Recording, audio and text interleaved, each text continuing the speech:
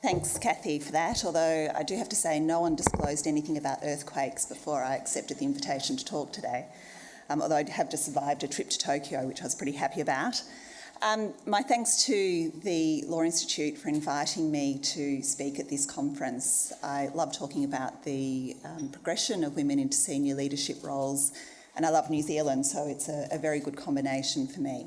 I haven't been to Wellington before, so that was also a bit of a bonus.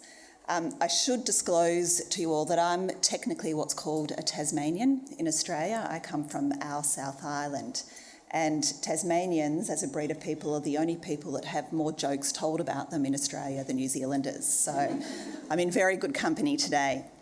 Kathy, thanks for your opening remarks and also your comments in the brochure. I love the fact that you're encouraging men to be here. So I haven't actually spotted Dave, but Andrew, well done. Oh, there you are. Because this is a conversation that really is a conversation for men and women. And I think historically where I've gone wrong at Maddocks is letting the guys think that this is a women's issue or that I'm in some way saying the blokes aren't doing the right things. So it's very much a cultural shift and change that I think we need in organisations and probably society more broadly to really achieve gender equity. There is an assumption in all law firms, I think, that great women will just naturally rise to the top, much like bubbles in champagne, and that really what we're talking about is an issue that just requires the effluxion of time. In Australia, I think we've had more women graduating from law schools than men since the mid to late 80s. So that just isn't proving to be true, and the statistics show that it's not true, and I suspect those of you in law firms at least will know that is certainly not the case within your own firms. Today, as Kathy said, I'm not going to talk so much about the why we're looking at this, but really trying to focus on the how and some of the practical strategies that we've adopted at Maddocks to try and achieve that cultural shift so that gender equity just becomes the norm within the organisation. I want to start with a quick story. One of the things I do, as Andrew and I were just discussing as CEO, is travel a lot between our various offices and also to go and see clients in various jurisdictions, whether within the country or without. And so my time in Melbourne is very precious. And last week, one of our lawyers was returning from maternity leave. I had my EA arrange for some flowers for her, as I do with every person returning from mat leave, and just put a handwritten note with it saying, "We've missed you, welcome back, it's lovely to have you back." That lawyer was in my office within about 5 minutes. Strangely, I was actually in my office as well, saying to me, just so wonderful and how valued that made her feel. And the reason I tell you that story is really for two things. Firstly, we really do value our women at Maddocks. We value the experience they bring. We want them returning from mat leave. We want them to be productive as soon as they get there. We love the creativity and the intellect they bring to their roles. The second thing, something that really surprised me, is that those little things make an enormous difference.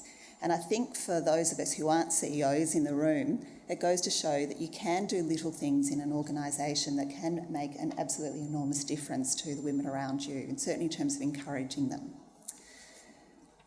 So today I'll talk to you about what we've done at Maddocks to encourage women to progress into senior roles. I'm going to talk about leading, not just supporting diversity. This isn't a human resources team issue. It's something that has to be led from the top.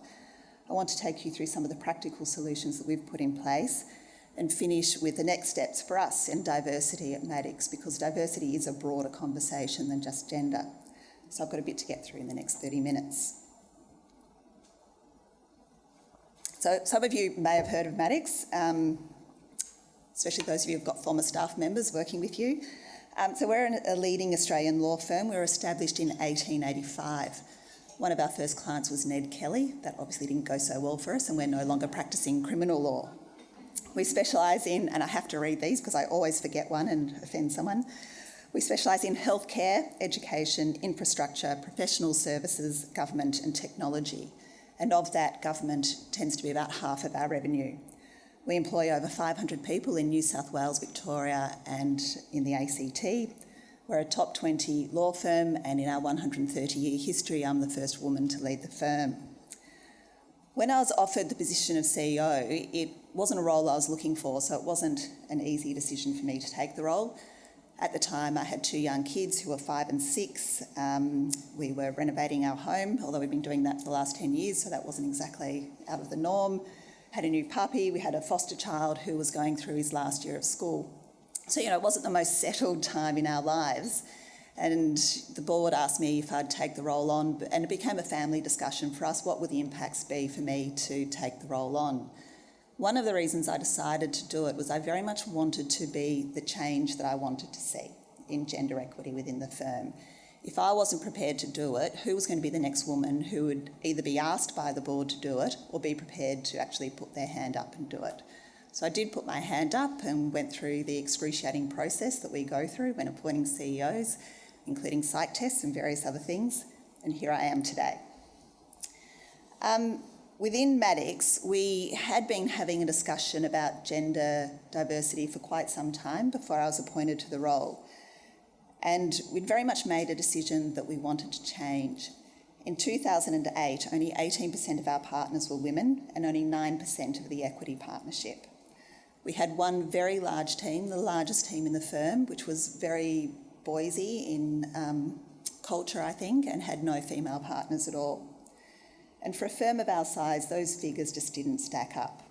So we knew we had the opportunity to recruit fabulous people coming through, men and women, but for some reason the women weren't coming through into partnership, let alone the senior leadership positions.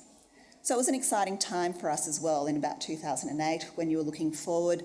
We had sort of our older generation of partners who were looking to retire in the next 5 to 10 years, which was the first time we'd really faced in our history as a firm a big block of partners probably moving out at about the same time. So we were very focused on succession as well, and we had a choice at that time to really just keep doing things the way we'd always done it, or really to refresh how we were looking at the people coming through and make sure that this is something that we tackled. So we made a conscious and very public decision that we were going to lead, not just support gender equity within the firm. One of our chairmen, about 3 years before I was appointed CEO, who sat within that group that had no female partners, drove a program of change, but just within his team. And then when I became CEO, I took it on as a personal objective, working with the board to try and get our women through. And I think law firms, as a rule, pitch it too low. They look at getting women into the partnership. My focus is getting women into the senior leadership roles. We want women's voices at the table, setting strategy, making the big business decisions that impact on the firm. So we all know what supporting looks like. It looks like happy to help, great idea, pass it on to HR to do something about it. Driving it looks like, well, what are the KPIs that we're setting as a firm around gender equality? When will all the partners and staff have completed their unconscious bias training, and have we done a wage review, and has that review been done properly and by the senior executives within the business? So it's action-oriented, it's accountable, it's visible and it's transparent. And one of the reasons I'm very happy to give these talks is it does hold us to account publicly. And I think that leading versus supporting is an absolutely critical factor in success. And when you look at the businesses who are having success, it's those who absolutely drive it. And it's more than just the CEO saying that they support it. Part of leading the change through the firm is really understanding the status quo. So when you really start down this journey, you have to be prepared to hold up the mirror and have a good hard look in it. We started with the board, and at the time that I became CEO, I was the only woman on the board. We have 6 members, so 5 men and me. I asked them whether they really thought that they deserved to hold their spots on the board more than any of the really good women in the firm. What I actually did is I went to each of them and said, do you think the other blokes deserve to be there more than any of the good women on the firm? And that merit argument quickly fell away, because of course they were like, oh God, no, he doesn't deserve to be on the board. But anyway, it was very much the right way to do it for us. It was confronting as well, and I certainly didn't apologise for that. But we did get honest answers, and the unspoken assumption that we had within the firm that we couldn't have more than one woman on the board quickly fell away. And I thought we actually had tokenism of the worst kind because there was that perception that there was just one spot. So then we looked at the partnership split, particularly in the leadership and management positions. I think we had about 12 senior leadership positions between management roles and the board, and still I was the only woman in one of those. We looked at the number of women who'd been sent on international executive training, because every year we send a couple of people to the Harvard management course. We'd had 10 guys go and 1 woman, so who was me also. And that's because it was done by a tap on the shoulder by our former CEO. So the figures weren't particularly kind and the reasoning didn't stack up. And when you look at that tap on the shoulder method of progression or asking people to fill roles, what you get is more of the same. And you get inbuilt assumptions by people that, oh, look, it didn't occur to me that she'd want to do it. She's about, the age where she might want to go off and have kids. Why would she want to be a partner? And those, or, she's got a young family. Why would she want to go to Harvard? Exactly the same comments that would apply to the guys who've got young families, but certainly nothing that you would ever hear said. So those comments I'm sure you've all heard before. Sometimes they make you giggle out of, the sheer naivety. Sometimes they make you cringe and other times they make you really bloody irritated. But I think overall they made me very disappointed that they were the attitudes we had within the firm. And so what we had to do is really try and understand why those attitudes were in the firm. And those attitudes weren't just with the guys, they were with men and women respectively. And so we had to look at the culture we had and why we had it.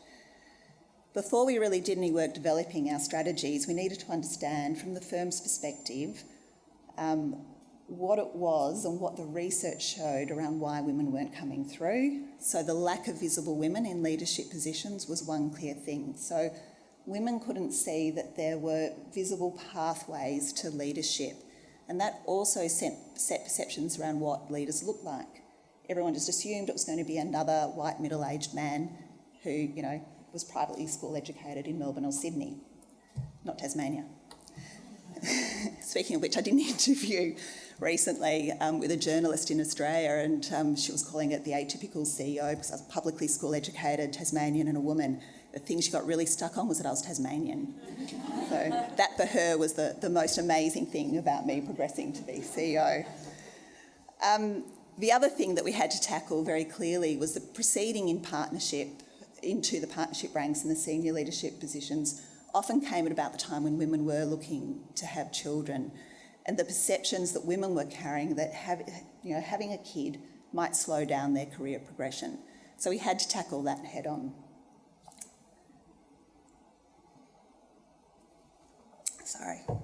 So these elements aren't unique to Maddocks. The research, I think, completed by your Law Society in 2014 pointed to many of the same conclusions. That law and having a family are often seen as being mutually exclusive to a career progression, but it's not just about having a family, it's also about perceptions about what women might want or what women might be capable of in the profession. So the research is screaming that an organisation that doesn't have women in senior leadership is a key indicator that the organisation doesn't value women in leadership. And that shapes the expectations of both men and women in terms of what women want, what is expected of them, or what they're capable of. So let me share a story with you because I like a good story.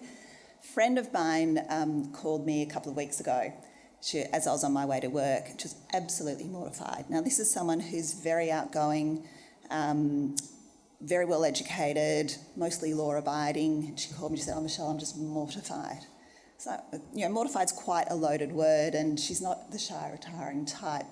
She's quite a well-known actor in Australia, and I was like, what could you possibly be mortified about? She said, well, I was standing in the petrol queue and someone in front of me who was wearing scrubs went to pay for her petrol with her licence and turned around and said, "Oh, I'm so tired, I've just come off night shift." And I said to her, "Oh, are you a nurse?" And she turned and laughed and said, "No, I'm an orthopaedic surgeon." So, yeah, it's one of those, I can see everyone cringing. But it's the sort of mistake we've all made. It's not like my friend to subconsciously draw the conclusion that if you've got a woman in scrubs, it's, clearly at the lower end of the pay scale in terms of careers. And I can see still Nicole just going absolutely pale with horror when that occurred to her.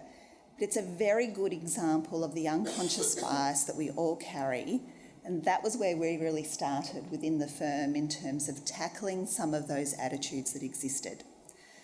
So as a board, we decided that every single person in the firm would go through unconscious bias training. So from the mailroom, kitchen staff, admins, lawyers, whoever it was in the firm, partners, this was absolutely critical that people go through it. It took us 8 months, but over that 8 months we got 526 people through the training, and we had to schedule lots of different sessions to account for people working flexibly and different days and holidays and those sorts of things. The last 2 people to conduct the training were partners who had, funnily enough, been far too busy to turn up. So I tracked them down, I organised training for them just on their own, and I billed it to their teams. Because part of the cultural change was making people realise that this wasn't optional, that you have to take this seriously. And we eventually got 100% of people through. So everyone's being trained now, and that training included the Harvard Implicit Association test to start the open discussion around, that perception of she's bossy, he's an amazing, strong leader, the different ways in which men and women are perceived in their roles. And actually, I'll tell another story, sorry. When I first started talking to the board about, the need to bring women into senior leadership positions, my then assistant, who'd worked with me for about 17 years, was typing the document.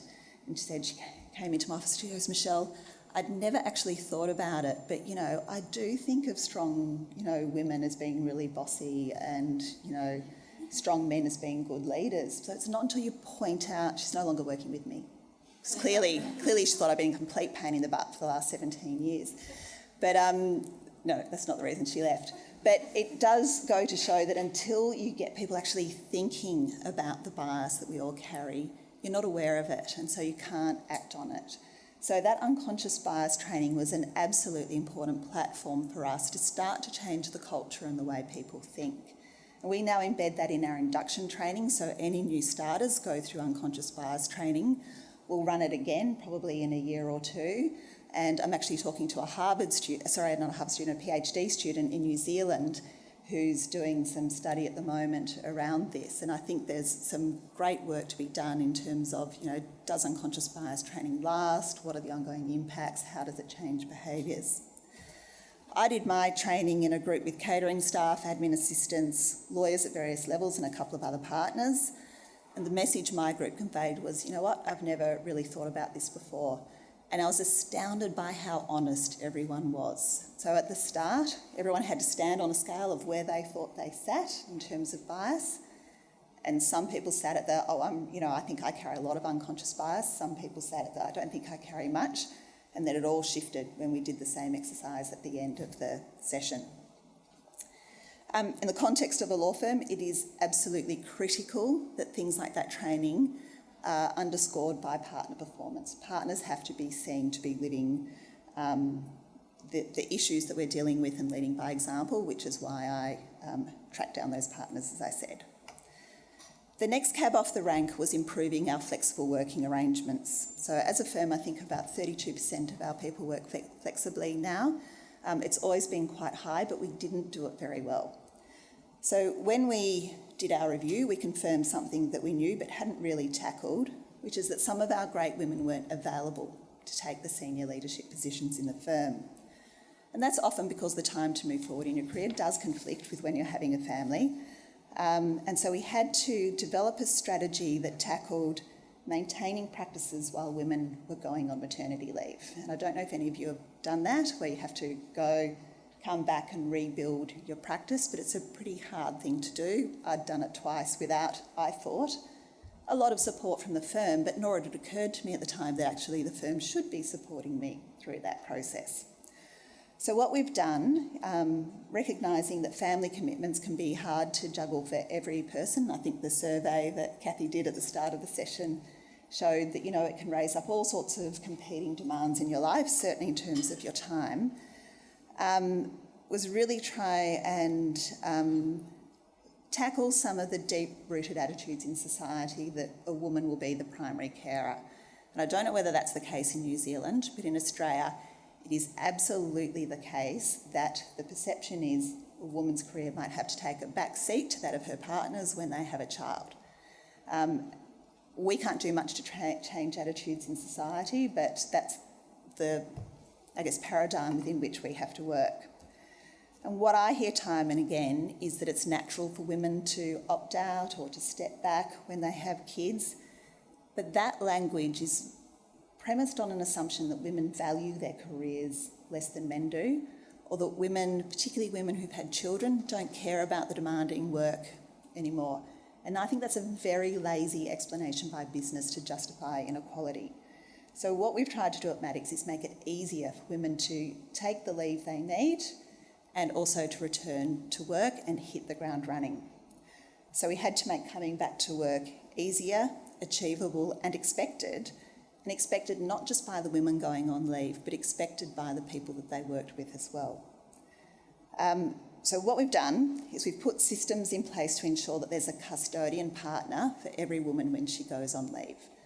So that partner's job is to make sure her client base is maintained, those clients are given equal support to other clients, and that when she returns, those relationships are transitioned back to the woman, but in a sensitive and thoughtful way, not just, you've been gone for 1 year, nothing's happened on your files, here are the files, and yes, there were a few crabby emails from your clients, but you can sort those out. So the custodian partner also has very clear KPIs. That is part of their measure of success when they have their review at the end of the year. We have open communication with the lawyers before they go on leave and on their return, and that's got a really big business benefit because it means you can set expectations before people go on leave about, what does working part-time or flexibly, if that's what you're going to do when you come back, look like? What are our expectations of you? What are your expectations of us? What's it going to mean if you're suddenly working a shorter day because you've got, dropping off and pick-up responsibilities? Do you need to change the way you're working so you've got another lawyer with you who you can delegate more of your work to, or you can share the roles in terms of the work that you're doing? The other thing that we've just started in the last couple of weeks is provide external coaching to women before they go on leave, while there's a coach nodding, great idea, while they're on leave if they want it. Some women do, some don't, and when they come back. For me, one of the best advantages of that is it holds us to account, because we all know what law firms are like. You can get so caught up in everything else, and I don't have time to be monitoring every single custodian partner. So we've now got an external party to hold us to account to make sure we're doing what we've committed to do. Another little thing we're about to introduce also is car parking for people when they return from maternity leave, because just for that first few months while they're trying to sort out juggling kids, competing demands that often come with having kids, with working. So just for a few months we give our women a car park, whatever their role in the firm, to make it easier for them to start to sort themselves out and work out what the return to work looks like. The second issue was how we deal with flexible working arrangements. So as I said, we've had a large number of people working flexibly for quite a few years, but we haven't necessarily handled it as well. And one of the issues we had to tackle was pay. So rather than just pay people now on the number of days that they're in the office, because what we found with some of our female partners in particular, they might be in the office 3 days a week. They were there from 7 a.m. until 11 p.m. because they felt so bad about not being in the other days, and then we're on their email on the other days, being far more productive than the men, but earning 3/5 of what they might otherwise be earning. So we've shifted our pay to be focused on output rather than time spent in the office. And shifting that paradigm, I think, has led to a much fairer and more equitable outcome in terms of pay parity.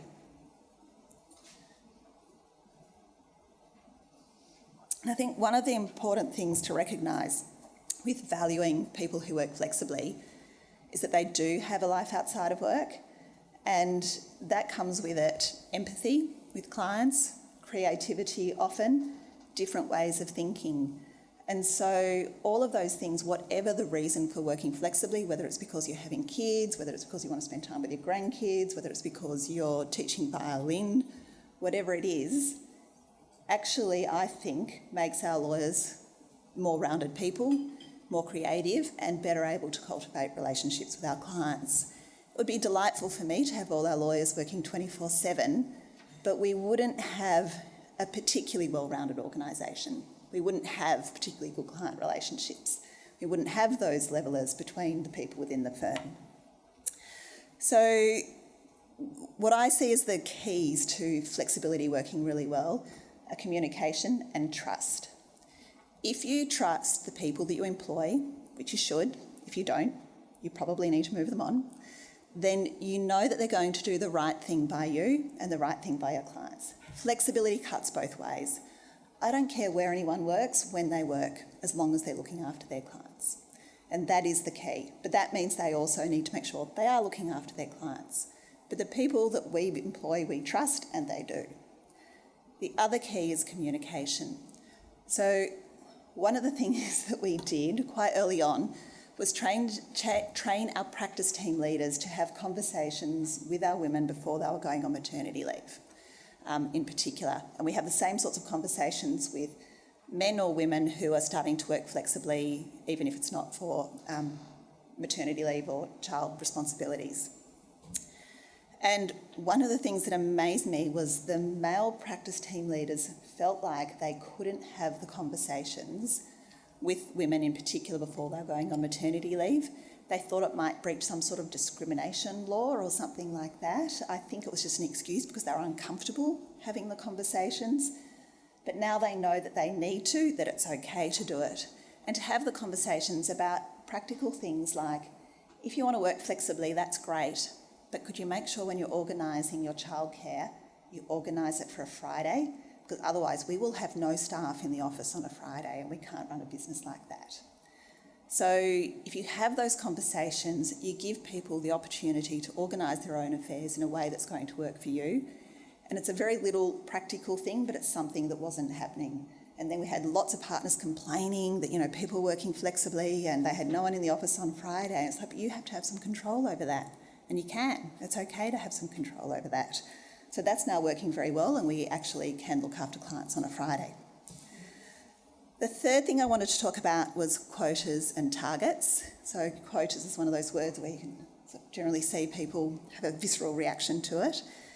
And often you see the conversation head down that path that, look, who would want quotas? Women don't want quotas because it's just insulting to them to, hold a role because they got it because there was a quota. And that's premised on an assumption that the only reason women are going to get a role where there's a quota is because the quota exists, not because they deserve it. And I trust my organisation. I know that if we've got a quota, we're not going to just fill it with any woman, we're going to fill it with the right woman. I also don't think, the other argument here is that's contrary to a culture of promotion based on merit. But they're actually not mutually exclusive concepts. And you can test that by doing the exercise I went through with the board. Only got one person there. Why is that? Is that really because we don't have any good women to fill those roles? So we are serious about gender diversity at Maddocks, but we're also serious about having the right people in the leadership roles. We have introduced quotas for our board to make sure that there is space for women and to defeat the concept that there weren't deserving women in the organisation. So we now have a quota that will have not less than one man and not less than one woman on the board. We also have a quota for not less than one Sydney-sider. No one seems to think that's discriminatory. The reason for that was really to not just make sure there's space, but also to counter that perception that I referred to earlier, that there was only space for one woman on the board. So what happened after there was no doubt that the conversation we had in the partnership around quotas was confronting. We had men and women arguing that, it's, counter to the merit argument. But what happened is we introduced it. We had our next election for the board, and for the first time in our history, we had more than 2 women run for the board. So I think in that election we had 4 men run for the 2 positions available. The 2 women got the most votes and got it. So just that change in perception from the women that it was okay to run against each other that wouldn't be contrary to the sisterhood because there was only one position, was a really important thing. And now we've got 3 women on the board and 3 men, because I was also on the board. So that is a dramatic cultural shift for us. With our other leadership positions, we haven't introduced quotas because practically we thought it was going to make it too hard to manage who was in what roles as positions became available, and it really would limit our choices. But I'm hoping that as we have more women in the partnership, that won't become an issue for us. One of the stats I'm not proud of is that when you look at our management roles, all of our practice group heads, which are the 4 partners who report to me, who manage sort of the 4 main areas of the firm, are all men. When you look at our executive positions, they're all women. So neither of those groups has the diversity in them that I would like to see. So when we do things like, for example, I sat down with our executive group and wrote the business plan for this year. I brought some men into that conversation, even though we had no men in the executive group, because it cuts both ways. The reason you want diversity is so you get diversity of thinking. It's not just about the gender issue per se. And that's, I think, the next part of the recognition and the debate that we really need to have around this, is that it is about cultural change. The next thing we did is that we recognised we needed to make significant changes to the promotion process. One of the things that I experienced when I moved from general partner to equity partner, I had no idea how I was tracking relative to other partners. Once I got there, it turned out my practice was about 2 to 3 times the size of the partners who'd been going through for the few years before me. So we've opened up all financial information within the partnership so that we don't end up with that situation again, because transparency becomes very important. For all our leadership positions, rather than just having a tap on the shoulder process to get people into those roles, we now advertise all of them internally so that we have, again, transparency. But with that, we've coupled it with an obligation on the board to actually look for the women who they think would be good to fill the roles and encourage them to nominate. Because all the studies show that women are far less likely to put their hand up for roles than men unless they're asked to do it. So that combination of the two is working very well for us. Aspirational targets also fall into this area. While quotas were essential for us to create space at the board level, within the partnership, we want to make sure we've got the right pool of people to choose our leaders from. So we initially had an aspirational target of 30% of our partners being women. We hit that before the date we'd set it by. We've now set a target that by 2020, 40% of our partners will be women and 30% of our equity partners will be women. One of the other things that I've referred to that we had to tackle was gender pay equity. It seems like equal pay seems like a slightly strange concept in a law firm. I'm not sure how firms are structured in New Zealand, but in Australia, particularly in the junior ranks, they tend to be bands of pay, so it's pretty easy to ensure that there's pay parity. Similarly, senior associates tend to fall within a broader band, but still a brand, and it's easy to track whether someone at a certain level is being paid a similar amount, and then entry-level partnership again tends to be at the same amount, and then our equity partnerships an equal profit share. But what that didn't show was the rates of promotion, and that's where we end up with disparity. We also found, when we had a good look at it, that there were inequities, particularly at the senior lawyer level, because what we'd got into was a situation where the guys were pushing harder for the pay rises. People would just say yes because they couldn't be bothered arguing, and then the women were missing out because they weren't pushing so hard for the pay rise. Now that's a broad generalisation, it won't always be the case, but that was probably the overall trend that we'd seen. So we went through and we actually adjusted some pays up significantly. It was a very happy day telling one of our junior female partners she was getting a $200,000 pay rise that day. We also adjusted some down. They weren't such happy conversations. But you know what, we didn't lose anyone. I thought we might when we were adjusting people down by as much as 100,000 because of the inequity in our pay structure. But we did it, it worked. We retained everyone, because that was a couple of years ago now. The guys who did have pay reductions have all gone on to, bigger and better things, as have the women who had pay rises. A lot of people just stayed where they were, men and women. But it was a fairly brutal exercise, but one that we had to do because we never want to have to do it again. And if we went through incremental adjustments and changes, it was going to take about 10 years until we had proper pay equity. And one of the things you have to do in Australia, if you're an organisation with more than 100 employees, is report on your pay equity structure as well. So we had no choice but to do the exercise. It was our choice whether we fixed it, but we chose to fix it at the time. I really don't want to go through that one again though. So the broad strategies we've put in place, just to summarise, are we continue to educate people around unconscious bias. We've improved our flexible work offerings and how we look after women's practices when they go on leave. We've put in quotas and targets for the board, the partnership. We've reviewed our promotion and pay. But our work certainly isn't done. And when I come to put our stats on the board, you'll see that we've still got some room for improvement. But I think the absolute key is that supporting isn't enough. You have to drive this change. It really is about leadership in the organisation getting on board. So I mentioned earlier that it's about cultural change. Gender equity isn't about the numbers, and you do see quite a few organisations hide behind the numbers. It would be easy for me to say that in our management ranks, we've got equal numbers of women and men, but it's when you look at the split that it's really not equal, and nor is it diverse in terms of the thinking that we're getting.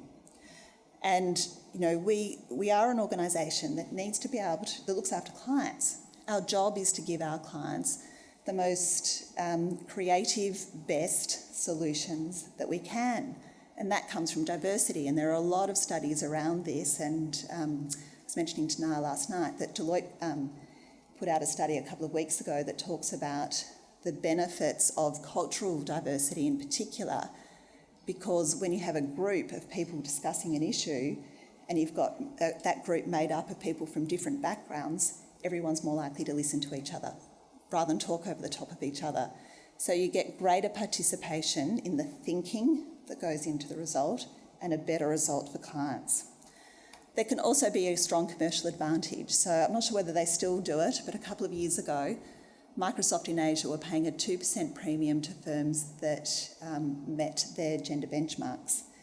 And that's not founded in Microsoft thinking it's the right thing to do. It's founded in Microsoft recognising that if they have a more diverse team, they're going to get a better business outcome. The other thing that we've done since really concentrating pretty hard on gender diversity is we've broadened our diversity discussion. So we've most recently included sexual orientation, which is something that hasn't been a big focus in Australia. It's been a massive focus in the UK. They're miles ahead on that, but well behind on gender diversity. Last year we joined Pride in Diversity, which is an employer assistance organisation in Australia that helps you to frame the discussion internally and the processes that you have internally to make sure you understand and value LGBTI inclusion, and also map out a strategy to best practice in that area. More importantly, I think, than joining Pride in Diversity was having had the discussion about gender diversity. There was just such an acceptance. We have diversity as a core value as a firm. I don't think we'd really lived up to it historically. But having done the hard work around gender diversity, it's just become the norm. People recognise the benefits. We've had a female CEO, profits have improved, the world hasn't fallen in, the sky hasn't fallen in. So, people are just now accepting that diversity is a good thing. Sorry if I'm going too long. Sure. So what I'll do is I'll just pop up the stats. How do I drive this? Does anyone know how to get on the next slide? Thank you.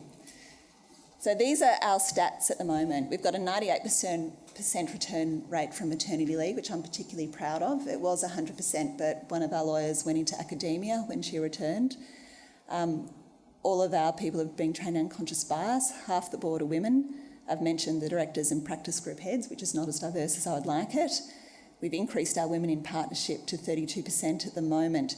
But what I'm particularly excited about is women in our youngest half of the partnership, so those in the 35 to 45 year age group, is 52%. So we have more women coming through in that younger half of partners. Where we've got work to do is around our committee structures. We still have the strategy committees largely dominated by men, and what's largely considered as the softer committees like equal opportunity and diversity and our CSR committee dominated by women. So that's where we've still got work to do around cultural change. But I think our stats overall are on track. But I think for those of you, as I mentioned earlier, who can't necessarily drive the big change, do keep in mind the small things. Encourage women to apply for roles that you see coming up if you think they're good for it. You know, that of itself is probably the most singularly powerful thing that you can do. But I'll wrap up there, so we've got some time for Q&A. No, so I understand the Wellington that they're thinking about making sure it's a question, so here you go. Sorry, I'll just get you to wait for the mic. Thank you, Michelle. Can you hear me?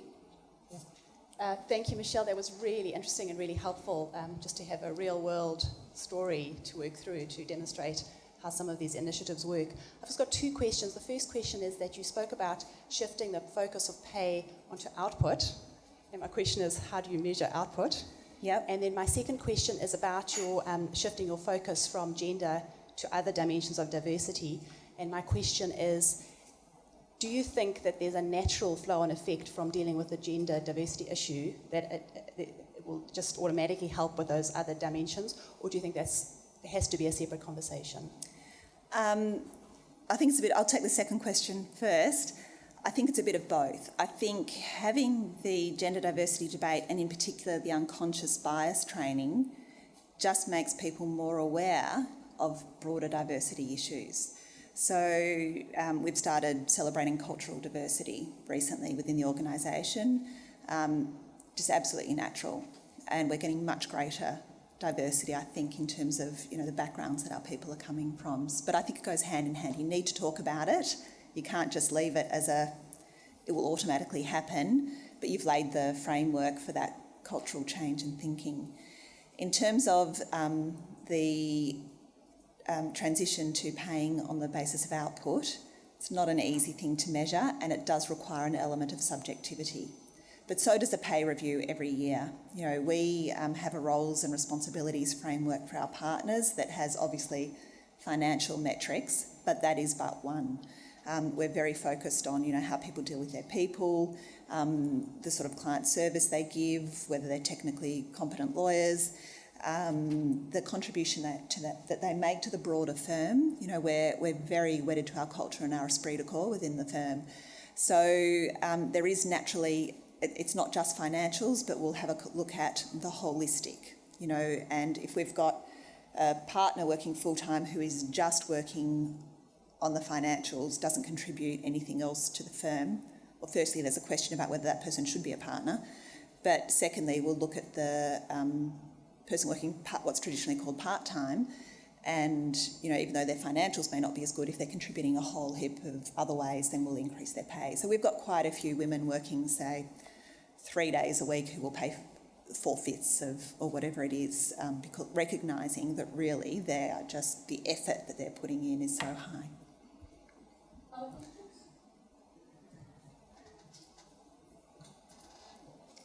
Michelle. Just want to join Elise and say thank you so much. Over the years, I've sort of struggled with some of the thinking around this, because there's obviously an element of also getting the men on board and to welcome and embrace that. And, you know, there's been lots and lots of stats over the years about the overall benefits it is to business and to the bottom line, and diversity of thinking, as you've recognised. Personally, I've come to the point that regardless of all of those things, it's a human rights issue, and whether it delivers or doesn't deliver is actually irrelevant, but those things are quite helpful for getting people on board. My question is, have you measured, or do you have an understanding of the overall benefits to your business over and above the doing the right thing? We haven't. I mean, anecdotally, we understand a lot of the measures just through retention of people. You know, what it costs you to replace a lawyer is, you know, about $300,000 or something by the time you've got their recruitment fee, the lost productivity, the build-up in time in terms of a new lawyer, the time it takes to interview people. So, and obviously depending on seniority. So we know that retention is a huge business benefit, not one that we've actually measured. What we are seeing also is we're getting amazing women now. So we have a lot of women approaching us, particularly very senior women from other organisations, saying, I don't like the culture I'm in. I've read about what you're doing, or I've heard about it, I want to come to you. Very difficult to quantify that. I mentioned that, profit had been up, so we had, 50% of our board was women, and, profit year on year has been up 14% the last 2 years. So, we're kicking some real goals in terms of how the firm's tracking. Now, I'm not sure that's just due to having women on the board, but it removes some of that nervousness. There's no doubt that the business case is often what motivates the men, but I think really need that broader discussion with the guys as well around the logic of some of the views that they've traditionally held and the views that some women have traditionally held. But there's nothing like seeing it work. Anyone else? Another question? Well, Michelle, I've got a question. There's a lot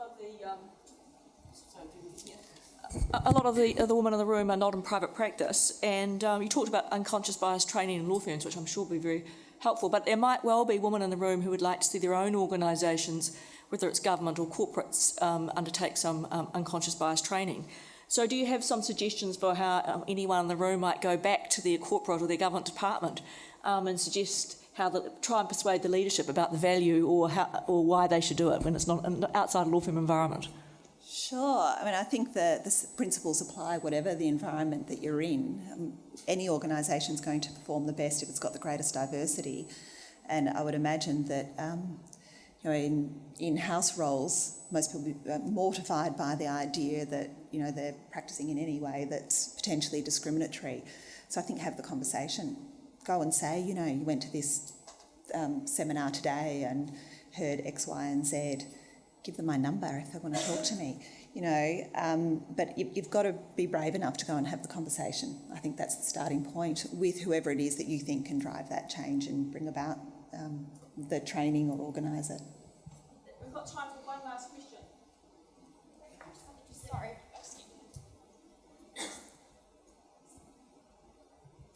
My question's probably as to, in New Zealand, what organisations provide unconscious bias training? This is obviously not a question necessarily for...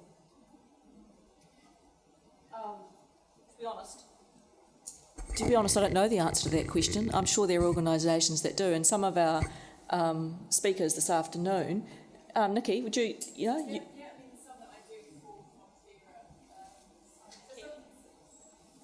so often it's the benefit of working with the organisation to understand the culture of the organisation and where are you going to get the conversations happening. And it's not that anybody's deliberately wanting to be biased, it's just that most of us don't think about it. So Nikki's a person that can provide unconscious bias training. Short answer to that question. Tailored. I think we're supposed to wrap up, is that right? Can I ask one last question? Just one last question for you. Many of the women in the room are actually clients, and the one man is a client. So have you got any views about how clients can help law firms be better at achieving, seeing that the women who want to work flexibly can do that successfully? Sure. I mean, my experience is clients are better at responding to flexible working than many of the partners in the firm. They're much more accepting of it, as long as their work gets done. Probably the main way that clients can assist law firms is by having gender equity measures as part of their procurement guidelines. That's one very obvious way to do it. The other, I think, is to send a message to the male partners in particular that you're working with that you'd like to see a woman come to the meeting. And I think that can be a very powerful thing. So, I mean, we certainly have instances where we've got female GCs, and I look at the team that's been put up to go and, run the tender interview, and it's all men. It's like, you've got to be kidding me. They're like, oh yeah, but we all know her really well. She likes us. It's like, great, but, this doesn't reflect who we are as an organisation by taking a team full of men. Take some women with you. And, you know, I think that's powerful. And I told a story, I can't remember who it was to last night, that one of my partners came in to see me on Friday and she said, "Oh, Michelle, we had this great interview with a very large Australian property company." And the GC, so there were 2 female partners from Maddox and a male partner, female GC, and the female GC said to the male partner, "Glad you came, nice to meet you, but I actually don't want to talk to you. I want to talk to the women because I'm amazed that you've got a property team that's led by female partners. Haven't seen that in the Sydney market. And you've got a firm led by a woman. I want to give you my work." So, you know, that's a pretty powerful way to not just encourage women, but the men have to see that there is that direct correlation with where the work goes to. Thanks, Michelle. Can we all thank Michelle and the